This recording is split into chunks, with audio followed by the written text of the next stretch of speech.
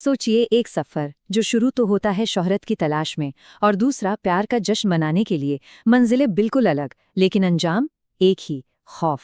तो आज हम दो ऐसी ही कहानियों में उतरने वाले हैं जो चलती तो हैं अलग अलग रास्तों पर आकर मिलती हैं एक ही डरावने मोड़ पर। तो क्या होता है जब कोई एडवेंचर ट्रिप एक बुरा सपना बन जाए? या फिर सोचिए, जन्नत जैसी खूबसूरत जगह पर कोई हनीमून मना रहा हो और उसका सामना किसी ऐसी चीज से हो जाए जो इस दुनिया की है ही नहीं। तो मिलते हैं हमारे पहले किरदारों से। ये हैं अक्षय और मल्लिका, एक यूट्यूब घोस्ट हंटिंग शो के होस्ट।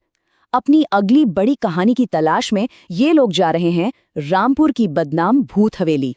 और दूसरी तरफ हैं आरव और अनाया, एक नया नवेला शादीशुदा जोड़ा जो कश्मीर की हसीन वादियों में अपना हनीमून मनाने पहुंचा है। दो अलग दुनियाएं, दो बिल्कुल अलग मंजिलें। लेकिन सवाल ये उठता है कि आखिर इन लोगों को उस खतरे की तरफ खींच कर ले कौन गया? क्या ये सब बस एक इत्तेफाक था या इसके पीछे कोई गहरी, कोई छिपी हुई वजह थी? देखिए, दोनों कहानियों के पीछे की जो वजह है ना, वो सच में काफी दिलचस्प है। अक्षय के लिए ये सब कुछ फेम के लिए है। उसे अपने शो के 100वें एपिसोड पर चाहिए पूरे 10 लाख व्यूज। मतलब ये एक प्रोफेशनल एम्बिशन है। और वहीं दूसरी तरफ आरव और अनाया का मकसद तो बहुत ही मासूम सा है। कश्मीर, जिसे जन्नत कहते हैं, वहां एक सपनों जैसा हनीमून। तो एक तरफ है जुनून और दूसरी तरफ प्यार। अब देखिए, हर हॉरर स्टोरी के दिल में एक बुराई होती है ना?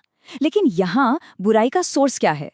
क्या वो एक जगह है, एक पूरी की पूरी हवेली जो श्रापित है, या फिर कोई छोटी सी चीज जिसमें एक आत्मा कैद हो? रामपुर की भूत हवेली, देखिए, ये कोई मामूली हॉन्टेड हाउस नहीं है।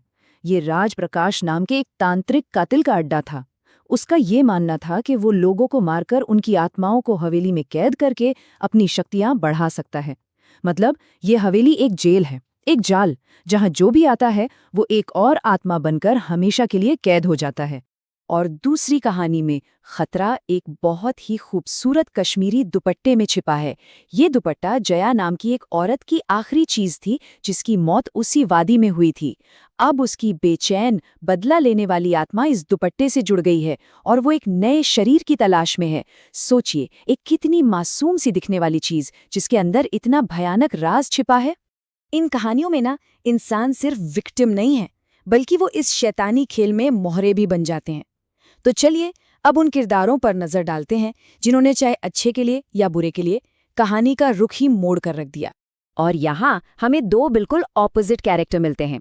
एक तरफ है चिंटू, एक ऑटो ड्राइवर जो हवेली के लिए शिकार लेकर आता है। उसका मोटिवेशन हालांकि काफी दुख भरा है। वो अपनी बेटी की आत्मा को आजाद कराना चाहता है जो उस तांत्रिक का सबसे पहला शिकार बनी थी। और दूसरी तरफ है एक इलामा जो अनाया के साथ जुड़ी बुरी आत्मा को महसूस कर लेते हैं और बिना किसी स्वार्थ के, सिर्फ इंसानियत के नाते मदद के लिए आगे आते हैं। एक है शिकारी और एक रक्षक। चिंटू के ये शब्द सुनिए, हर शिकार के बदले इनाम। ये लाइन ही सब कुछ साफ कर देती है। ये दिखाती है कि वो इस जाल में कितनी गहराई तक फंसा हुआ है। एक ऐसी दुनिया जहां इंसानी जिंदगी की कीमत बस कुछ गहने और सिक्के रह गई है। ये एक बहुत ही भयानक सौदा है जो उसने अपनी उम्मीद को जिंदा रखने के लिए किया है। अब दोनों कहानियों में डर का फैलने का तरीका भी एक जैसा नहीं है। एक कहानी में खौफ अचानक पूरी ताकत से हमला करता है, जबकि दूसरी में ये एक धीमे जहर की तरह फैलता है, धीरे धीरे, जब तक कि वो किसी के पूरे वजूद पर काबू नहीं कर लेता। हवेली में तो घुसते ही हमला शुरू हो जाता है। पहले मेन दरवाजा जोर से बंद होता है और वो अंदर फंस जाते हैं। फिर एक जली हुई औरत का भूत दिखता है और गायब हो जाता है। आईने में परछाइयां खुद ब खुद हिलने लगती हैं और फिर फर्श से हड्डियों के हाथ निकलकर उनके टखने पकड़ लेते हैं। ये एक नॉन स्टॉप डायरेक्ट असॉल्ट है। लेकिन अनाया की कहानी में डर धीरे धीरे बढ़ता है। पहला दिन उसे दुपट्टा मिलता है और एक दूर से आती चीख सुनाई देती है। पहली रात आईने में उसे अपने पीछे एक खूनी साया नजर आता है। दूसरी रात वो कड़कड़ाती ठंड में नींद में चलती हुई मिलती है। उसका शरीर ठंडा पड़ता जा रहा है। और तीसरी रात आते आते वो पूरी तरह बदल चुकी है, एक जानवर की तरह छत पर रेंग रही है। ये एक साइकोलॉजिकल हॉरर है जो धीरे धीरे उसे अपने कब्जे में ले रहा है। तो अब हम पहुंचते हैं दोनों कहानियों के क्लाइमैक्स पर। ये वो पल है जब जिंदा रहने की लड़ाई अपने आखिरी और सबसे खतरनाक दौर में दाखिल होती है।